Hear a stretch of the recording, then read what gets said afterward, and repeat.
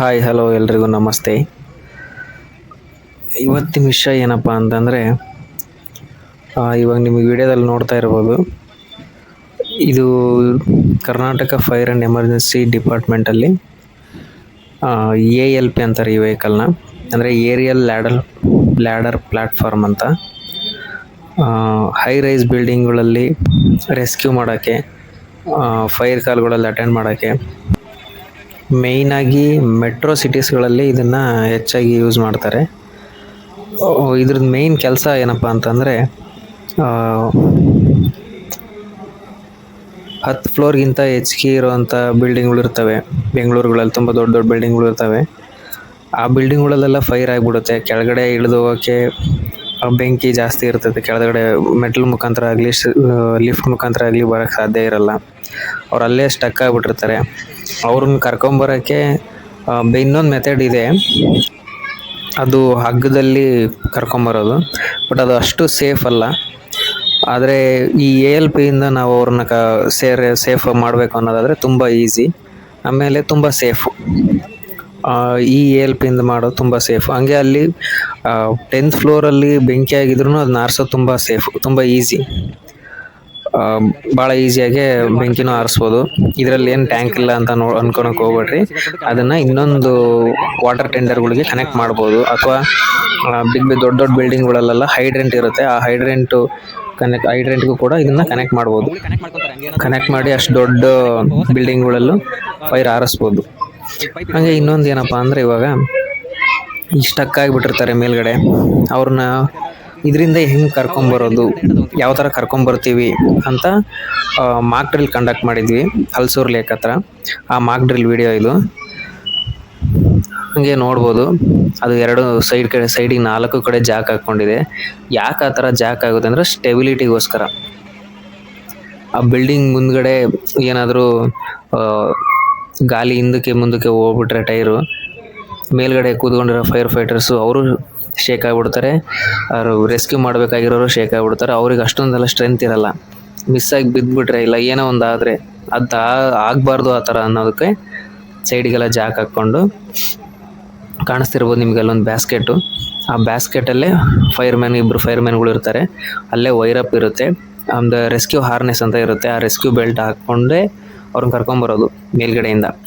ಆ ಮೇಲ್ಗಡೆ ಕಾಣಿಸ್ತಿರ್ಬೋದು ನೋಡಿ, ಆ ಥರ ಸ್ಟಕ್ ಆಗಿದ್ರೆ ಅಲ್ಲಿಗೆ ಇದು ಅಲ್ಲಿಗೆ ರೀಚ್ ಆಗುತ್ತೆ. ಹೈಯೆಸ್ಟ್ ಇದು ಎಷ್ಟು ಎತ್ತರಕ್ಕೆ ಇದು ರೀಚ್ ಆಗುತ್ತೆ ಅಂದರೆ 42 ಮೀಟರ್ಸ್ವರೆಗೂ ಇದು ಎತ್ತರ ರೀಚ್ ಆಗುತ್ತೆ. ಅಲ್ಲಿಗೆ ಹೋಗಿ ನೀವು ಅಲ್ಲೇ ಬ್ರಾಂಚಸ್ಸು ಇರ್ತವೆ.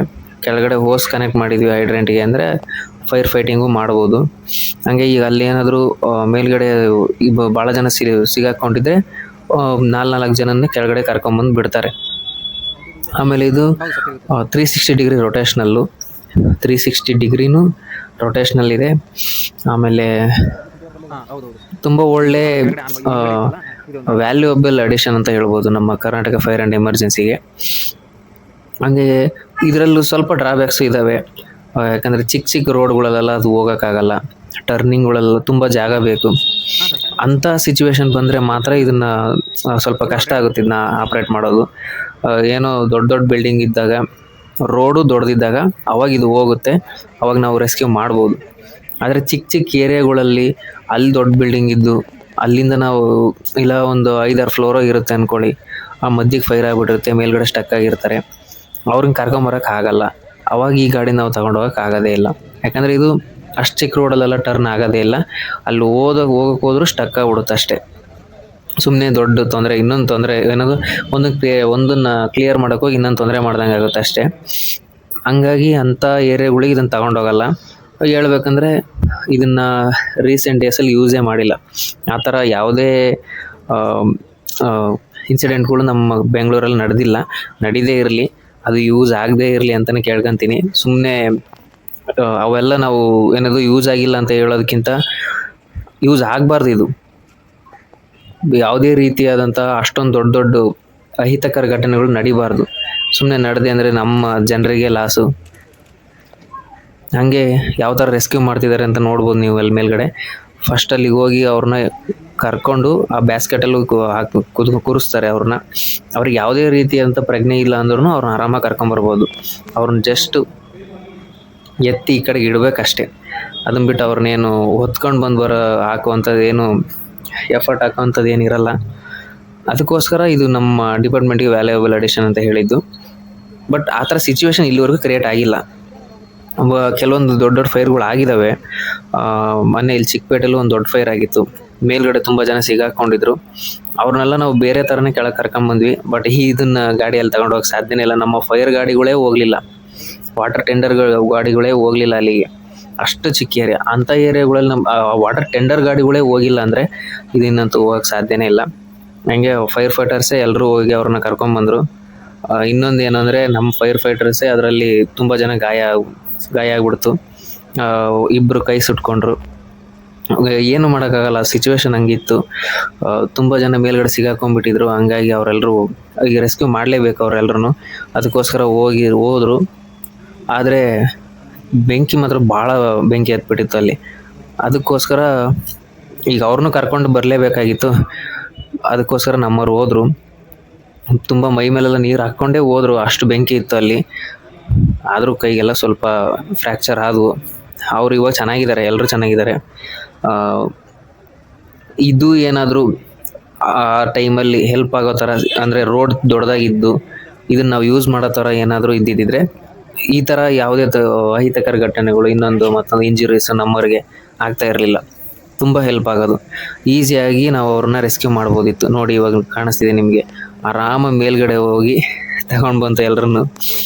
ಹಂಗೆ ಒಂದು ಟೈಮ್ 2 3 4 ಜನನ ಈಸಿಯಾಗಿ ಕರ್ಕೊಂಬರ್ಬೋದು. ಹೌದು. ಆಮೇಲೆ 360 ಡಿಗ್ರಿ ರೊಟೇಟ್ ಆಗುತ್ತೆ. ಯಾವುದೇ ರೀತಿ ಹೈಡ್ರೆಂಟ್ ಇದ್ರೂ ಅದನ್ನು ಇದಕ್ಕೆ ಕನೆಕ್ಟ್ ಮಾಡ್ಬೋದು. ಆದ್ದರಿಂದ ಇದು ತುಂಬ ಒಳ್ಳೆಯದು. ಬಟ್ ನಮ್ಮ ಸಿಟಿಲಿ ಚಿಕ್ಕ ಏರಿಯಾದಲ್ಲೇ ಇವಾಗ ನಾವು ನೋಡ್ದಂಗೆ ಫೈರ್ ಆಗಿರೋದು. ದೊಡ್ಡ ಏರಿಯಾದಲ್ಲಿ ಯಾವುದೇ ಅಷ್ಟೊಂದು ದೊಡ್ಡ ದೊಡ್ಡ ಫೈರ್ಗಳು ಆಗಿಲ್ಲ. ಅಂದರೆ ಒಂದು ಫ್ಲೋರ್ ಫುಲ್ ಆಗುವಂಥ ಫೈರ್ ಆಗಿಲ್ಲ. ನಾರ್ಮಲ್ ಸಣ್ಣ ಪುಟ್ಟ ಫೈರ್ ಆದ್ರೂ ಅವೆಲ್ಲ ನಾವೇ ಹೋಗಿ ಆರಿಸಿ ಬಂದಿರ್ತೀವಿ ಅಷ್ಟೇ. ನಾವು ಹೋಗೋ ಥರ ಇರುತ್ತೆ. ಇದನ್ನು ಯೂಸ್ ಮಾಡೋಂಥ ಸಿಚುವೇಶನ್ ಬಂದಿಲ್ಲ. ಬಟ್ ಆ ಚಿಕ್ಕಪೇಟೆಯಲ್ಲಿ ಆಗಿರೋವಂಥ ಸಿಚುವೇಶನ್ಗೆ ಇದು ತುಂಬ ಯೂಸ್ಫುಲ್ ಆಗಿತ್ತು. ಬಟ್ ಏನು ಮಾಡೋದು, ಜಾಗ ಇರಲಿಲ್ಲ ಇದನ್ನು ತಗೊಂಡು ಹೋಗೋಕ್ಕೆ. ನಿಜವಾಗ್ಲೂ ಅಲ್ಲಿ ವಾಟರ್ ಟೆಂಡರ್ಗಳೇ ಹೋಗೋಕ್ಕೆ ಜಾಗ ಇರಲಿಲ್ಲ. ಟೆಂಡರ್ ಅಂದರೆ ಏನೊಂದು ಬಸ್ ಅಷ್ಟು ಇರುತ್ತೆ ಅಷ್ಟೇ, ಅದು ಹೋಗೋಕ್ಕೆ ಅಲ್ಲಿ ಇರಲಿಲ್ಲ. ಇದ್ದಿದ್ದರೆ ನಮ್ಮವ್ರು ಅಷ್ಟೊಂದು ಸುಟ್ಕೊತಿರ್ಲಿಲ್ಲ. ನಮ್ಮವರೇ 2 ಇಂಜುರಿ ಆಗಿದ್ರು ಅಂತ ಹೇಳಿದ್ನಲ್ಲ ಆವಾಗಲೇ. ಆ ಥರನೂ ಆಗ್ತಾ ಇರಲಿಲ್ಲ. ಅದು ಹೊರಗಡೆ ಜನ ಹೇಳ್ಬೋದು ಏನೋ ಫೈರ್ ಡಿಪಾರ್ಟ್ಮೆಂಟ್ನವ್ರು ಖಾಲಿ ಇರ್ತಾರೆ ಅಂತ. ನಿಜವಾಗ್ಲೂ ನಮಗೆ ತುಂಬ ಬೇರೆ ಬೇರೆ ಜವಾಬ್ದಾರಿಗಳು ತುಂಬ ಇದ್ದಾವೆ. ಅದ್ರ ಜೊತೆಗೆ ಈ ರೆಸ್ಕ್ಯೂದು ಒಂದು, ನೀವು ನೋಡಿರ್ಬೋದು ಎಷ್ಟೋ ಕೆರೆಗಳಲ್ಲೆಲ್ಲ ಬಿದ್ದಿರ್ತಾರೆ, ಪ್ರವಾಹ ಬಂದಿರುತ್ತೆ. ಅವಾಗೆಲ್ಲ ನಾವು ಹೋಗ್ತೀವಿ, ಹೋಗಿ ಅವ್ರನ್ನೆಲ್ಲರನ್ನ ಕಾಪಾಡೋಂಥ ಕೆಲಸ ಅಂತೂ ಮಾಡಿದ್ದೀವಿ. ಜೊತೆಗೆ ಯಾರು ಮಿಸ್ ಆದರೆ, ಯಾರು ಡೆತ್ ಆಗಿದ್ದರೂ ಕೂಡ ಅವ್ರನ್ನ ಬಾಡಿ ಹೊರಗೆ ತೆಗೆದುಕೊಡೋಂಥ ಕೆಲಸನೂ ಮಾಡಿದ್ದೀವಿ. ಇನ್ನು ಮಾಡ್ತಾನೆ ಇರ್ತೀವಿ ನಮ್ಮ ಡಿಪಾರ್ಟ್ಮೆಂಟಲ್ಲಿ. ಇದೇ ರೀತಿ ಸಪೋರ್ಟ್ ಮಾಡ್ತಾಯಿರಿ ನನ್ನ ಈ ಚಾನಲ್ಗೂ ಕೂಡ. ನನಗೆ ನಮ್ಮ ಡಿಪಾರ್ಟ್ಮೆಂಟಿಂದ ಏನೇನು ಕೆಲಸ ಮಾಡಿದ್ದೀವಿ ಅವೆಲ್ಲ ಕೆಲವೊಂದು ಒಳ್ಳೊಳ್ಳೆ ಕೆಲಸಗಳು ಮಾಡಿರೋದನ್ನ ವೀಡಿಯೋಗಳು ನಾನು ಅಪ್ಲೋಡ್ ಮಾಡ್ತಾ ಇರ್ತೀನಿ. ಈ ಮಾಕ್ ಡ್ರಿಲ್ ಮಾಡಿದ್ದು ಮೇಯ್ನ್ ರೀಸನ್ ಏನಪ್ಪ ಅಂತಂದರೆ, ಈ ಥರ ಎಮರ್ಜೆನ್ಸಿ ಸಿಚುವೇಶನ್ಗಳು ಏನಾದರೂ ಕ್ರಿಯೇಟ್ ಆದರೆ ನಿಮ್ಮನ್ನು ನೀವು ಹೇಗೆ ಕಾಪಾಡ್ಕೋಬೇಕು, ಹಾಗೆ ನಿಮ್ಮ ಜೊತೆಲಿ ಇರೋರನ್ನ ಯಾವ ಥರ ನೀವು ರಕ್ಷಣೆ ಮಾಡಬೇಕು ಅನ್ನೋದಕ್ಕೋಸ್ಕರನೇ ಈ ಮಾಕ್ ಡ್ರಿಲ್ ನಾವು ಕಂಡಕ್ಟ್ ಮಾಡಿದ್ದು. ಅದರಲ್ಲಿರೋರು ಒಬ್ಬರು ಸಿವಿಲ್ನವರು ಬಂದಿದ್ದಾರೆ ನೋಡಿ ಅಲ್ಲಿ. ಅವ್ರು ಕೇಳಿದ್ರು ನಮ್ಮನ್ನು, ನಾವೇನಕ್ಕೆ ಸರ್, ನಮಗೇನಕ್ಕೆ ಬೇಕು ಇವೆಲ್ಲ ಅಂತ ಕೇಳಿದರು. ಬಟ್ ನಿಮ್ಮನ್ನು ನೀವು ಕಾಪಾಡ್ಕೊಳ್ಳೋ ಅಂಥ ನಾಲೆಡ್ಜು ಇರಬೇಕು. ಅದಕ್ಕೋಸ್ಕರನೇ ಈ ಥರ ಎಲ್ಲ ಕಂಡಕ್ಟ್ ಮಾಡೋದು. ಈ ವಿಡಿಯೋ ಕೂಡ ಅದೇ ಪರ್ಪಸ್ಸಿಂದನೇ ಮಾಡ್ತಿರೋದು. ನಿಮ್ಮನ್ನು ನೀವು ನೀವು ಬೇರೆಯವ್ರನ್ನ ಕಾಪಾಡ್ತಿರೋ ಬಿಡ್ತಿರೋ ಸೆಕೆಂಡ್ರಿ. ನಿಮ್ಮನ್ನು ನೀವು ಕಾಪಾಡ್ಕೊಳ್ಳೋಕ್ಕಾದ್ರೂ ನೀವು ರೆಡಿಯಾಗಿರಬೇಕು. ನಿಮಗೆ ಅಷ್ಟಾದರೂ ನಾಲೆಡ್ಜ್ ಇರಲೇಬೇಕು. ಅದನ್ನು ತಿಳ್ಕೊಳ್ಳಿ. ನಾವು ಅದ್ರಾಗ ವಿಡಿಯೋ ಅದು ಇನ್ಫಾರ್ಮೇಷನ್ ಕೊಡ್ಬೋದು, ಇನ್ನೊಬ್ರು ಮತ್ತೊಬ್ರು ಯಾರಾದರೂ ಕೊಡ್ಬೋದು. ಎಲ್ಲಿಂದ ಎಷ್ಟು ಇನ್ಫಾರ್ಮೇಷನ್ ಸಿಕ್ಕರೂ ತಗೊಳ್ಳಿ. ಸಿಚುವೇಶನ್ ಒಂದೇ ಥರ ಇರುತ್ತೆ ಅಂತ ಹೇಳೋಕ್ಕಾಗಲ್ಲ. ಯಾವ ಥರ ಬಂದರೂ ಅದನ್ನು ನೀವು ನಿಭಾಯಿಸೋಕ್ಕೆ ರೆಡಿ ಇರಿ ಅಂತ ಹೇಳ್ತಾ, ಇದೇ ರೀತಿ ಇನ್ಫಾರ್ಮೇಷನ್ ವೀಡಿಯೋಗೋಸ್ಕರ ನನ್ನ ಚಾನಲ್ಗೆ ಸಬ್ಸ್ಕ್ರೈಬ್ ಮಾಡ್ಕೊಳ್ಳಿ.